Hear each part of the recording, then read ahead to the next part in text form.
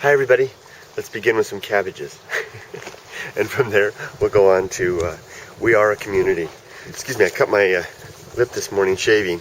May still be bleeding. I may wipe my mouth from time to time. We Are a Community. This was basically a video response to Jimera's video that he sent me, and I enjoyed reading all the comments here. Let's begin with We Creed. I hope I'm saying that right. It sounds like you came full circle, sir. It does often seem that when we can proceed along any road of inquiry, as long as we proceed, we seem to often come to a destination, sometimes back to where we started. I think that the key element there is the procession, the continuous, the effort to move forward, wherever that direction may be. Maybe that's why sometimes it seems that decisions are the decision-making process sometimes is not as important as simply the action itself, wherever we end up going, whichever way. Everyone Loves Alex says, you have also inspired me to take a step forward into my interest in Japan and teaching, and I thank you for that. As a person who hates change, it was a big deal for me. I understand what you mean. I've never been one to worry too much about change, but I understand that it's a challenge for many, and I think that where am I going with this? One point in my life I worked at a convalescent hospital, and I was very close to all the oldsters there. I was in college then, and I would make the rounds. I would come in and make the rounds, and I'm a very optimistic person, and I got to know everybody very well, and we got very friendly. And at one point I decided to ask the people, do a little impromptu survey. If you could go back and change anything about your life, what would you change? And there were several common themes, but one of those was that they would be less afraid of change, that they would be more willing to try things out and to do different things. So your comment about the change really touched me there, especially in hindsight. Well, look at this big spider.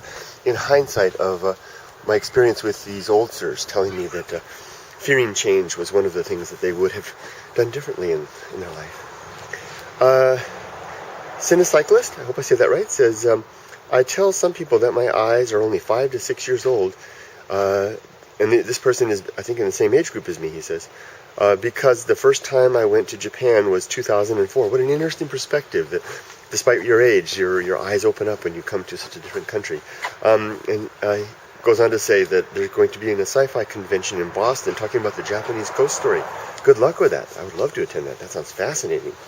Several people thanked Jimera himself for his initial video on this that started this side thread. That's great. So I just wanted to point out that several people thanked you. Camry5 SFE says, don't you wish sometime you could go back to high school or college years? Well, for some elements, yes. But I'll tell you that for me at least, things have gotten better as time has passed. There's a lot of the elements. High school wasn't so bad, but later things got rough. And I'm glad to see that they've gotten better. Let's see. Agent M83 says, it's amazing how YouTube vlogs can act to foster a sense of community. It is so true. I can tell you that the first time I was in Japan, 20-odd years ago, living here, I really felt alone. And even though I'm pretty much as alone in terms of meeting people face-to-face, foreigners, except for Molly at work, as I was then, it doesn't feel as alone anymore because of the community here. Yes, I am an alien, says about viewers. It almost feels like a family of sorts. Yes, reinforcing the comment that was made just a moment ago. Amir Truck says, have you tried Facebook to get in touch with your friends from your college days? I have. And what's been interesting is that we are aliens now. For the most part, most of the people that I knew, not in college so much, but in high school, I've managed to get a hold of a few high school friends. We have very little in common anymore. I guess that's to be expected. Jimera, the person that kicked this side thread off, says, I think friendship transcends age differences and gender, race and religion, because it's about appreciating each other in spite of or for those differences. I agree completely. That's one of the key elements of friendship. It's Amaru says, thanks for sharing Jimera's story. Again, another reinforcement thanking Jimera. Mojojo928 says, in the 90s, I spent some time at a Buddhist temple and learned about the bathtub effect. To get wet, if you pull in, only splashes, but push out, big tidal wave returns. Ooh. Radri says, hello Radri, says, how nostalgic.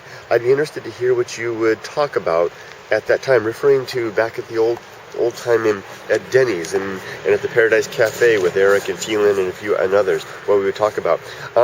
If you go look at my Lyle's Brother channel, you can get a glimpse of what we used to talk about. Basically, the things that I talk about there are essentially carries over from what I used to talk about with my college friends. And thank you, Rodri. And by the way, I'm paraphrasing some of your comments here in order to... What did I do? I'm paraphrasing some of your comments in order to keep things brief. I'm sorry that some of my videos are so long. I hope I paraphrase well and don't muddle your words. Now let's move on to the comment. And by the way, just want to thank more for the comments there. I really appreciate that, as all the videos. Let's move on to the comments thread from 1215. Dark Yoda says, Kurt, have you ever considered going to the Himuro Mansion tour? I didn't know what this was, so I looked it up on the internet, and wow, scary, spooky place. Apparently a haunted mansion in the outskirts of Tokyo. The exact location is not quite known, or not well known, and the story behind it, the ritualized slayings at that mansion, and the resulting hauntings, quite spooky. Didn't even know the place existed. I'd love to tour it. As for spooky places like that, I'll get on to that in just a second. Chris says, have you ever been legitimately scared in a forest, and has your imagination ever gotten the best of you when in a forest? Well, to answer that, let me go into a forest now, albeit a very small one. I have been, for the most part. If you watch my Softypapa videos, especially in the last years, they've changed recently, but I spend a lot of time out in the woods, so typically alone. And in Japan, I've only been really spooked a couple of times. There was one forest in particular, and I actually titled the video Spooked, where I talked about this wave of feeling that overcame me and caused me to actually exit the woods. Other than that, not too often. Have I ever been spooked in the wilderness? Yes, definitely. Go over on Lyle's Brother. I have a video called, what the heck is it called? I can't remember it what it's called, but it relates an experience I had while hiking with two friends in the American Southwest, where we simultaneously, the three of us, were simultaneously overcome with a sense of dread and terror. I can still feel it. It's visceral. And we ran like the dickens to escape from that area. Very curious experience that was. I can't remember the title of that video. If I can remember it, or I'll check it, I'll add it to the info section. So yes, I have been very freaked out in the woods before, but not often. Beltless Trenchcoat says, Kurt, tell us about your friend. Why did he kill himself? What's the story? I may do that. But it's an interesting story, and it deserves a good telling. Largely, and I actually would like to share it, not for the sensationalist effect of talking about someone's suicide, but for the possible benefits that it may have for others. It's dark in here. Eric's suicide was profound and deeply touching to me in positive and in very I shouldn't say negative ways, in terms of being a devastating event in my life, particularly because he chose to have me assist him in making the decision. You can imagine I argued strongly in favor of him staying in the world of the living. He was always a better arguer than me, and he won out, and he did go ahead and kill himself. But being a part of that, and being left to wonder if I had been better, if I had argued better, if I called the authorities, or what could I have possibly done, that was really a tricky one for me, and I had years to deal with that. In the end, I managed to derive some benefit from his example, not the example of killing himself or the example of giving up, which I'm still pissed at him about, but the example of having a higher aim to strive for. And he left this world in a very positive note. He didn't leave it for spite. He didn't leave the world for anger. He didn't leave the world because he was mad. He was enjoying life. He was at the height of his youth and his vigor and his love, and he left basically on positive principles. Have I given you guys enough tantalizing information? Do I deserve to tell you his story? Yes, I guess I do. I'll think about how I can do that. There you go. Let's see. What is it? Oh, yeah. There I am. Maho Roulette says, I'm glad you found the button. Yeah, well, I get confused. Am I on the iPhone or am I on the Zacti? Where's the button? Everyone loves Alex again. Is it? Oh, here we go. No. Oh, yeah. No, this is Alex again. Alex, is suicide common in Japan? It must be if they have a forest for it. Indeed. Oh, look at that little girl over there leaving flowers on the grave. Did you see that? Little schoolgirl leaving flowers. There's a grave over there, and she just left some flowers or a little monument. Touching. Gosh. Let's just walk over and have a look while I talk. Suicide is very common in Japan. I think Japan has one of the highest suicide rates in the world. And I often, not often, but about maybe once a month, I get someone emailing me asking for a tour of the suicide forest, which is not far from here, the famous number 2 suicide spot in the world. Look at this, is the monument that this child just left she just left a little offering here. It looks like little kids' offerings there. I don't know, rocks and feathers and stuff like that. And I can't read this. Maybe someone Japanese can read this and tell us what it means. But a little child just ran into the shrine and left that. Isn't that nice? Okay, let's walk this way. I left a little early today, so I've got a little more time. I don't have to wander through the streets as much. I can hang around the shrine grounds a little bit. So suicide is big here in Japan. It's one of the, and not big in terms of popular, but big in terms of a way out. Japan is a country where suicide is basically seen as an acceptable form of exit, an honorable exit, if you will, to life. And people choose it often. And I have many thoughts on suicide, and I think about the concept often because it's very touching to me in terms of a deep way, not in terms of a sentimental way, touching to me about how one may come to that juncture in life and make that decision. If I got blood.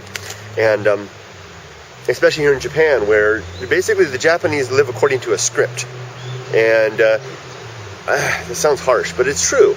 As my wife says it, she says there's the Japanese way. That's one of the reasons why she actually told me she came to the United States initially, was that she was frustrated with this one path that she saw for her life. And for Japanese, if you fail in following that path, if you're not successful in the Japanese way, sometimes there's no other way out than, in their minds at least, than to kill themselves. And it's true near Mount Fuji. There's a big forest, big dark spooky forest that for a long time has been regarded as one of the most haunted places in Japan, and is in fact a very popular place where people go to end their lives.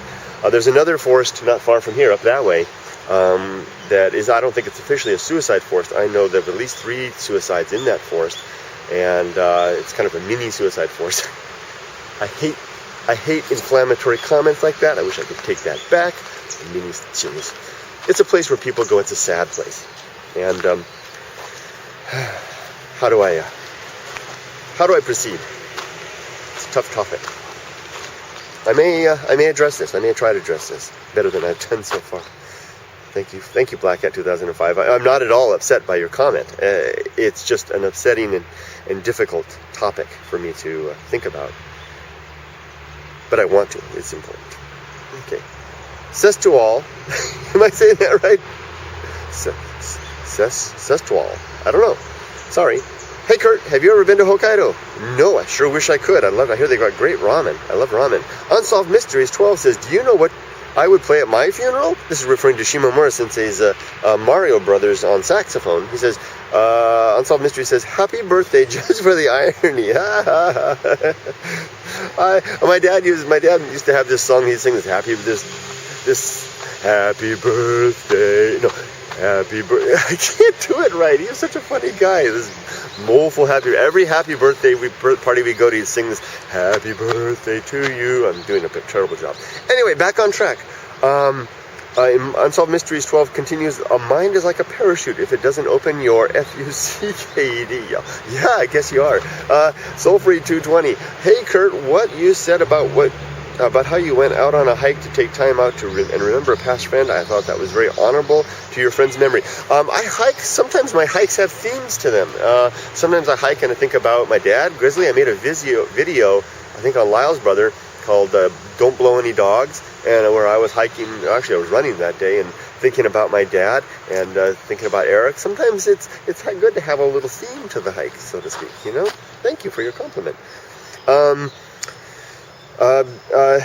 Anthony, BD Dog, says, wow, that's interesting that you have been seeing Nampa for all this time. Nampa are those guys, those guys out on the town looking for the ladies, the groups of 5 men or so that are out standing on the corner looking for the ladies to come by here in Japan. I didn't even know that that's what they were. I thought those guys were hosts, trying to get women to come to their bar.